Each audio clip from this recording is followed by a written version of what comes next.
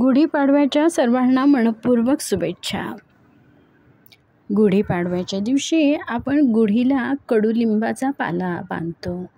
कडुलिंबाचा पाला हे आरोग्याचं प्रतीक आहे. सागरगाठी यात माधुर्य आहे. वेळूकाठी यामध्ये सामर्थ्य आहे. श्रीफळ म्हणजे सिद्धी आहे. स्थैर्याचं प्रतीक म्हणजे आसन पाठ आहे. आपली संस्कृती म्हणजे रांगोळी आहे. संकल्प सुपारी आहे. सौभाग्याचं प्रतीक हळद कुंकू आहे. वैभवाचं प्रतीक महावस्त्र आहे. मांगल्याचं प्रतीक पुष्पहार आहे.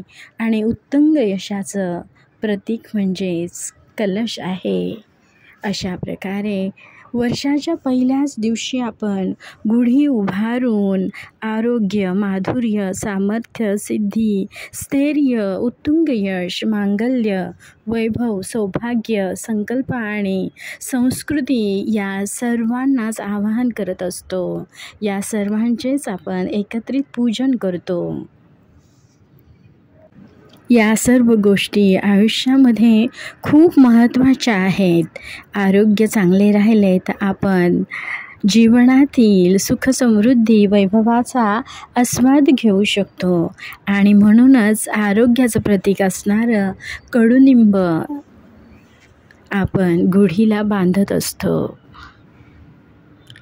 माधुर्य म्हणजेच गोडवा, साखर गाठी हे माधुर्याचं प्रतीक आहे, जे नात्यांमधील गोडवा टिकून राहणं खूप आवश्यक आहे हे सांगतं. आणि कितीही कटू गोड अनुभव आले, कितीही वाईट प्रसंग आले तरी नात्यांमधील गोडवा आपण टिकून ठेवला पाहिजे हे ही सागरगाठी सांगते. वेळूकाठी म्हणजे सामर्थ्य आहे. त्या सामर्थ्यावरच आरोग्य, माधुर्य, सामर्थ्य, सिद्धी, स्थैर्य, उत्तुंग यश, मांगल्य, वैभव, सौभाग्य, संकल्प आणि संस्कृती टिकून असते. रांगोळी म्हणजे आपली संस्कृती आहे. संस्कृती ही आपण जपली पाहिजे. फुलापानांची रांगोळी, ठिपक्यांची रांगोळी ह्या सर्व आपण आनंदाने काढत असतो. तेव्हा आपली संस्कृती कळत नकळत जोपासली जाते. अशा प्रकारे गुढीपाडवा हा मांगल्याचा सण आहे. सुखसमृद्धीचा सण आहे. अनेक चांगल्या गोष्टींच्या आवाहनाचा, पूजनाचा हा दिवस आहे. सर्वांना गुढीपाडव्याच्या हार्दिक शुभेच्छा, मनपूर्वक शुभेच्छा.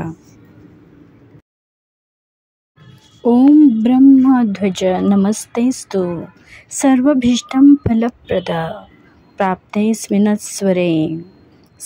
स्वरे नित्यं मदगृहे मंगलं कुरु. ब्रह्मध्वजाय नमः. ब्रह्मध्वजाय नमः. हिंदू नूतन वर्षाभिनंदन. चैत्र शुद्ध प्रतिपदा, गुढीपाडवा. आपणास आणि आपल्या कुटुंबियास हे नवीन वर्ष सुखाचे, समृद्धीचे आणि भरभराटीचे जावो हीच सदिच्छा. नवीन वर्षाच्या हार्दिक शुभेच्छा.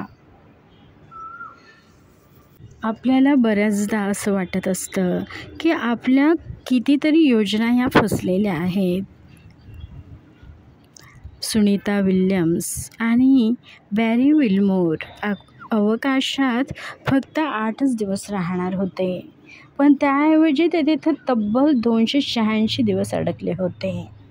ते अक्षरशः अवकाशात अडकले होते. कल्पना करा, तुम्ही एका छोट्या सहलीसाठी पॅकिंग करता, पण जवळजवळ 1 वर्षासाठी घरापासून लांब राहता. ताजी हवा नाही, खरीखुरी घरगुती जेवणसुद्धा नाही, जेवणं नाहीत, बाहेर पडण्याचा कुठलाही मार्ग नाही. फक्त रिकाम्या अवकाशात थांबून राहायचं. आणि कधी आणि केव्हा खरंच घरी परतता येईल की नाही याची सुद्धा खात्री नाही. असं असताना सुद्धा त्यांनी कसे ते दिवस काढले असतील. आपण तर इथेच असतो. 10 मिनटं ट्रॅफिकमध्ये अडकलो तरी आपण चिडचिड करतो. एखाद्या व्यवहाराला काही महिने उशीर झाला तरी आपला संयम सुटतो. एका नकारपत्रामुळे सगळं सोडून आपल्याला द्यावंसं वाटतं. खरं तर दृष्टिकोन हा बदलला पाहिजे. अंतराळवीरांकडे पर्याय नव्हता. ते तेथून सुटण्यासाठी कोणतीही फ्लाईट बुक करू शकत नव्हते. त्यांना मात्र सुटण्यासाठी कोणतीही फ्लाईट नव्हती. परिस्थिती स्वीकारून, शांत राहून आणि संयमाने वाट पाहण्याशिवाय त्यांच्याकडे पर्याय नव्हता. 286 दिवसांचा अनिश्चित असा तो कालावधी होता. त्यांनी तो यशस्वीपणे पार केला. या सगळ्या गोष्टीतून काय शिकायला मिळतं? तुमच्या नियोजनानुसार सगळं घडेलच असं नाही, पण तरीही संयम ठेवा, मार्ग सापडेल. स्थिती स्वीकारा. काही वेळा परिस्थिती आपल्या हातातच नसते, पण आपली प्रतिक्रिया आपल्या हातात असते. तणावाने काहीही सुटणार नाही. शांत राहा आणि पुढे काय करता येईल यावर लक्ष केंद्रित करा. लक्ष्यावर भर द्या. छोटे विलंब असले तरी अंतिम उद्दिष्ट नजरेसमोर ठेवा. जिंकायचं ठरवा.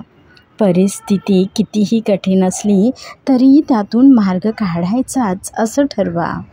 जीवनात अनेक वेळा आपल्या योजना कोलमडतात, पण गोष्टी अपेक्षेपेक्षा जास्त वेळसुद्धा घेतात. मग अशा वेळी काय केलं पाहिजे? मनस्थिती बदलून धीर ठेवून आपण पुढे गेलं पाहिजे. या नवीन वर्षामध्ये आपण काय शिकणार आणि काय शिकू? तर संयम ठेवायला आपण शिकूयात. स्थिती स्वीकारायला आपण शिकूयात. तणावाने काही सुटणार नाही म्हणून थोडंसं शांत राहायला शिकूयात. लक्ष्यावरती, आपल्या ध्येयावरती आपण लक्ष केंद्रित करूया. आणि परिस्थिती कशीही येऊ दे, खचून न जाता, धीर न सोडता, चुकीचा मार्ग अवलंब न करता आपण मार्ग काढून पुढे जायचं हेच ठरवूयात. आजच्या नवीन वर्षाच्या दिवशी आपण हा संकल्प करूया की कोणत्याही परिस्थितीमध्ये खचून जायचं नाही, चुकीच्या मार्गाकडे जायचं नाही. स्वतःची, आपल्या कुटुंबियांची आपण काळजी घ्यायची आणि मार्ग पुढे चालत राहायचं. हाच या आजच्या नवीन वर्षाचा संकल्प आहे. तुम्हा सर्वांना नवीन वर्षाच्या खूप खूप शुभेच्छा, हार्दिक शुभेच्छा.